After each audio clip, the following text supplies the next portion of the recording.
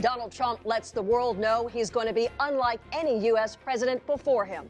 I'm Suzanne Malveaux. We examine a busy week of executive orders and a diplomatic showdown tonight on Washington Week. A nation without borders is not a nation. Beginning today, the United States of America gets back control of its borders, gets back its borders. After campaigning on the promise that Mexico would pay for a border wall, the Trump administration floats an alternative plan to impose a 20% tax on imports from our southern neighbors. By doing it that way, we can do $10 billion a year and easily pay for the wall just through that mechanism alone. But will Congress get behind a plan that would use taxpayer dollars to build the wall and tariffs to reimburse the cost? We've been talking about this for a long time. With pen in hand, the president signed off on a bundle of executive orders, from exiting the TPP and reviving 2 pipelines to replacing the Affordable Care Act. But that progress was overshadowed by Mr. Trump's repeated claims of voting irregularities in the election he won. I frankly feel very sad about the president making this claim. I felt sorry for him. I even prayed for him. But then I prayed for the United States of America. Joining me to discuss how Donald Trump may be redefining what it means to be a leader of the free world, Robert Costa and Ashley Parker of The Washington Post, Indira Lakshmanan of The Boston Globe, and Jeff Zeleny of CNN. Stay with us. That's next. This is Washington Week. Once again from Washington, Suzanne Malveaux of CNN. Good evening. What a week it has been. By any standard, it is fair to say this has been unlike any jumpstart of a presidency that we have ever seen. The frenetic pace alone challenged those around the country, around the world, and around this table to keep up. President Trump ended his first week in office hosting British Prime Minister Theresa May at the White House, where he tried to disarm the room full of reporters with a little bit of humor. What do you say to our viewers at home who are worried about some of your views and worried about you becoming the leader of the free world? This was your choice of a question. There goes that relationship. We've covered Presidents Clinton, Bush, and Obama's first weeks, but this week was different. I want to start with the press conference in the East Room, and Indira, it lasted all of, 18 minutes or so, but it was very revealing. What did it show you about President Trump's leadership and what Theresa May was trying to do, trying to set him up in that press conference? Well, first of all, I think that Donald Trump was much more presidential in that press conference than we've seen him at any other time this week, including, I would say, during the inauguration. He was very restrained. He seemed to be sticking to a script. He had all the specific talking points about the special relationship. The photo ops, the so-called optics, were very careful with them at the Winston Churchill bust. So, you know, he kept stressing how friendly they were, and they did seem to have a genuine rapport. What I was most struck by was Theresa May actually trying to kind of hold Donald Trump accountable by saying, well, we spoke and he told me that he's 100% behind NATO and the NATO alliance, and sort of saying that publicly and putting it out there, and also putting out there that her advice to him about Russia was not so dissimilar from Ronald Reagan's trust but verify. She was saying, you know, engage but be careful. And I think those, you know, it seemed like they had a good rapport, actually. And Trump is not one to usually let people speak for him. That was very unusual, I thought. Ashley, tell me a little bit about when you saw that press conference, how he framed things, because it seemed like he talked about everything in terms of relationships and how he was getting something done. Yeah, exactly. I was so struck by how for Donald Trump the geopolitical is personal, and sort of every question and every issue that came up, you really saw him put it in terms of himself and his personal relationship. So even when he was talking about the relationship he expected he might have with Vladimir Putin, he almost sounded like someone on maybe a blind date gone awry, where he said, you know, sometimes I expect to like people and I like them less than I expected. And, you know, when Brexit came up, he sort of said, well, I had a business dealing that went wrong with the European Union, and so you made the right decision breaking with them. And even on torture, he said, I sort of support it. I support enhanced interrogation, but I'm going to defer to my my general, Secretary of Defense Mattis. And he said, because, you know, he's a general's general. And we know that Trump really cares about people who look like they're out of central casting. And so it was all about interpersonal relationships more so than the policy. And was there anybody who saw the prime minister out of central casting, how she behaved, how she was able to kind of manipulate him a little bit, Robert?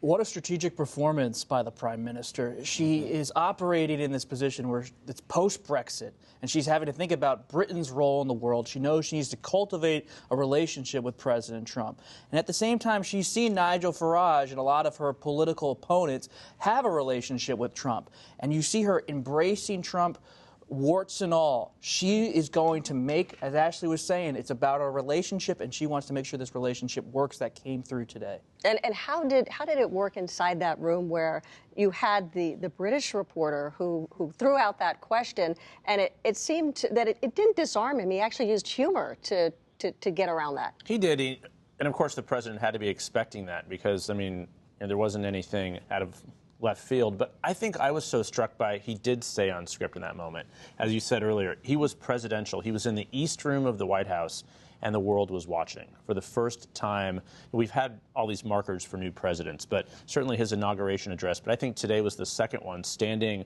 next to a foreign leader. And I think you're absolutely right about how she was embracing him. And he loved the photo op in the Oval Office, and they walked hand in hand on the colonnade. So somewhat awkwardly holding hands. A little awkward, but he likes to hold hands, and I thought it worked fine. But more interestingly, it wasn't the special relationship that was taking center stage. It was his real challenges with Mexico. He'd just gotten off the phone for an hour-long phone call with his first diplomatic really situation or stalemate, and also Russia, which he has a phone call tomorrow with Vladimir Putin. So the Theresa May thing was the beginning of a relationship, but boy, he has other problems here and now, beginning with Mexico. And I think one of the things that happened, too, today was that we heard from the new U.S. ambassador to the UN, Nikki Haley, who really, she put the world on notice as well. Let's take a listen. Our goal with the administration is to show value at the UN, and the way that we'll show value is to show our strength, show our voice, have the backs of our allies, and make sure that our allies have our back as well. For those that don't have our back, we're taking names. That sounds to me a little bit like Trump. I mean, Ashley, what did you make of that new language that we heard?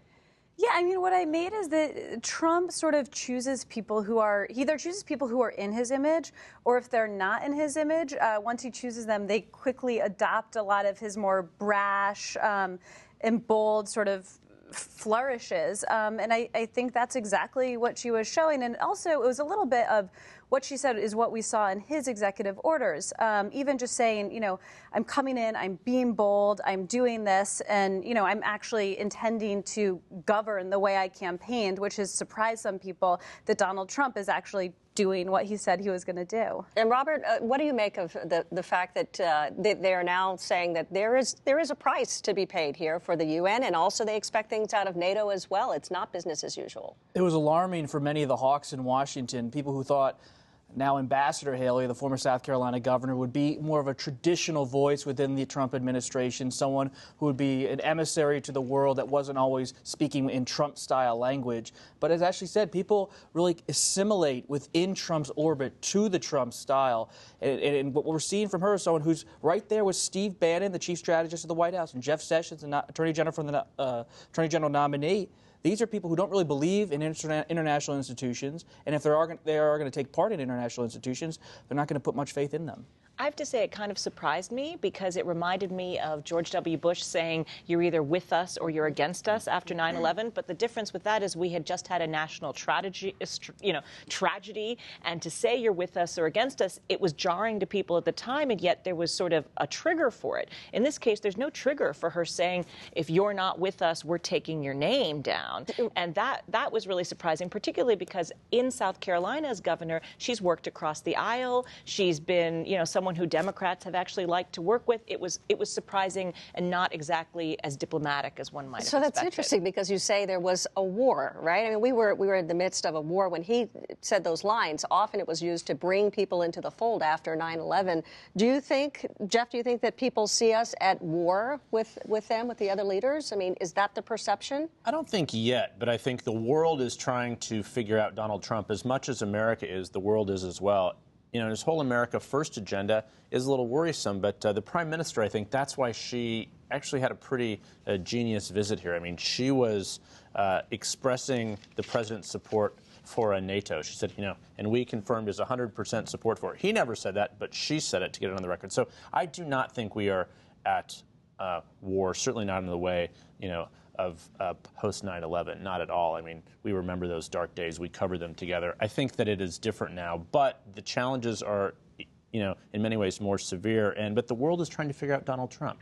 Without question. It's kind of a war almost against global order as is. I mean, we always think about the Davos man, this globe-trotting international banker or an international bureaucrat. Trump is running against an order that had been established in both the Democratic and Republican parties, and he's cracking it apart. He's disrupting it. He's a disruptor, but we're not quite sure in what way. Disruptor in chief, we know. To make it seem like the Davos thing, I mean, it's not just, though, that there's some elite order that he's attacking. This is the liberal international world order post-World War II that for 70 years has kept us safe. The Democrats and Republicans have agreed on certain institutions like NATO to support us. So to sort of be backing away from the liberal world order is certainly worrying people. I talked this week to the former Belgian Prime Minister, who's now the chief EU parliamentarian who will be negotiating Brexit, and he told me that across Europe, people are very concerned about what Donald Trump is going to do to perhaps undermine press freedoms or other kinds of freedoms that are part of the world order. Let's talk a little bit about the late breaking news that we had heard. And Jeff, I understand that you actually had a chance to see this last executive order that he had issued,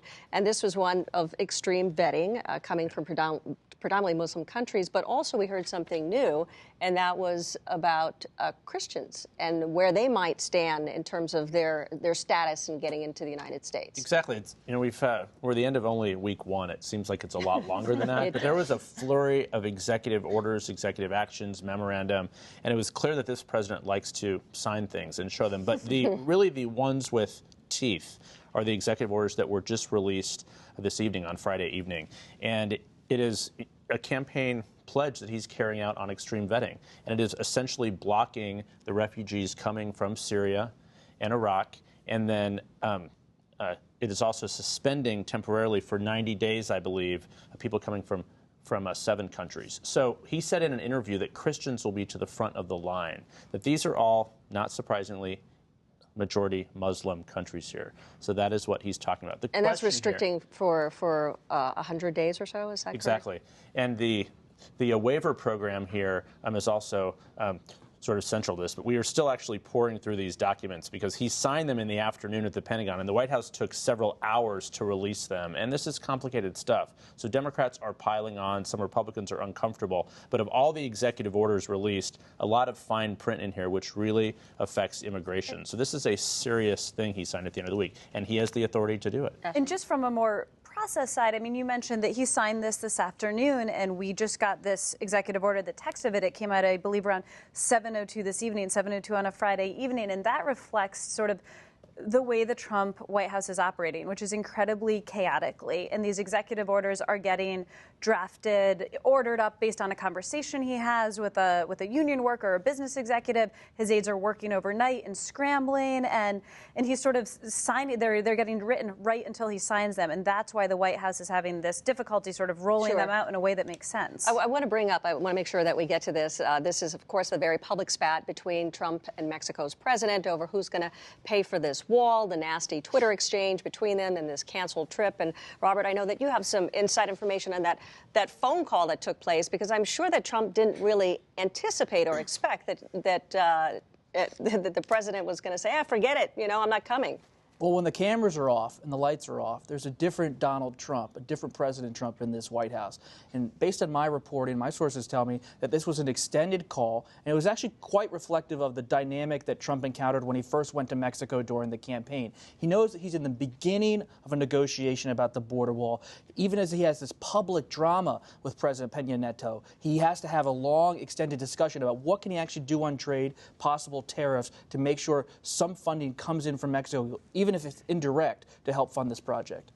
I have a couple of points on the substance of this. And I think, there's so much flourish that's going on with Donald Trump's first week that I don't want us to forget the sort of nuts and bolts of all this, which is he keeps talking about Mexico trade and the Mexicans have gotten an unfair deal over us and all this. In fact, 5 million U.S. jobs depend on Mexican trade. In fact, Mexico is the third biggest supplier of goods to the U.S. and the second biggest export destination for American goods. And were we to suddenly slap a 20% tax onto Mexican goods, not only would everything become more expensive at places like Target and Walmart, where a lot of Americans shop, I think people would be quite shocked about that. So I hope that he thinks through some of these things, or that someone on his policy team talks to him a little bit more. You can say that a trade deficit sounds bad, but the actual reality of our trade with Mexico has overall been good, and the jobs that have gone away have largely gone away because of automation, not because of trade. And this is why the actual fight is not just between the U.S. and Mexico. It's going to be with the White House and Capitol Hill, because they have to pay for that wall. $15 billion is the price tag.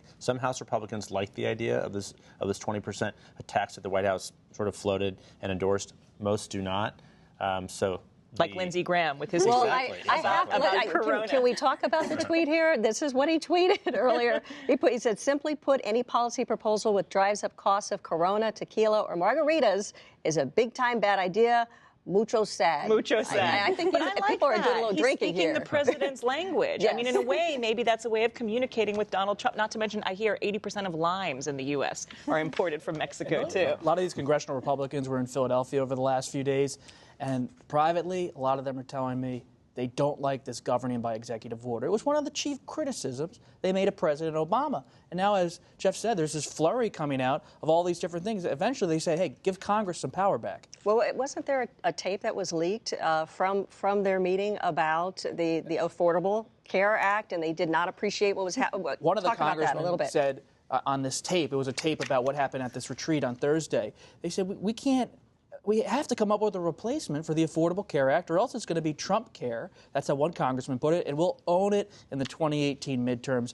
And there's still a lot of confusion among Republicans about what do they actually do here on health care? What do they leave in place? Do they have to actually pull it out by root and branch, the term they often use? And Ashley, talk about Trump supporters here, because you wrote a really good piece. It was very interesting that nobody should be surprised by this week, although we are a little bit kind of spinning around here just trying to keep up the dizzying pace. But that people look at this and they say, why would you be surprised? Sure. So one of the best lines I think we all thought that came out of the campaign was that the media took Trump literally but not seriously, and Trump supporters took him seriously but not literally. And what we've realized in this first week is that everyone should be taking him both literally and seriously, because his executive orders, while he may not, as Bob said, while you need some congressional action and heft behind them, I mean, he is coming in and doing everything he said he was going to do. And also in terms of his supporters, he had this sort of mixed week where he hit all of his key messages from the campaign on jobs, on immigration, on trade, but he overstepped and overshadowed his message by sort of these distractions on the crowd size of his inauguration and making these fabricated claims on voter fraud. But one thing in talking to Republican pollsters, they said his voters are going to give him an incredible amount of leeway and latitude to get stuff done before they get upset.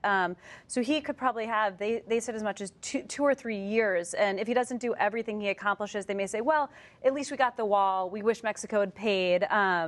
But they're willing at least to start. Something. Yeah. And how big a problem do you guys think it was, the fact that he did promise this investigation into this alleged voter fraud, and that now, I'm sure Republicans are looking at this and looking at the numbers of what this is going to potentially cost the taxpayers? I think it was a big mistake that was not supposed to happen this week. I mean, he was talking to congressional leaders on Monday evening, and he talked about the election fraud, and then it kind of, I was in that White House press briefing on Tuesday where Sean Spicer was asked repeatedly, does the President of the United States really believe that there were 3 to 5 million votes illegally cast here? That would, question democracy. He said, yes, probably no investigation. The next morning, a tweet came out, we're going to investigate. So in some respects, his conspiracy theories, the president's that is, have now become more reality because the weight of the White House is behind them.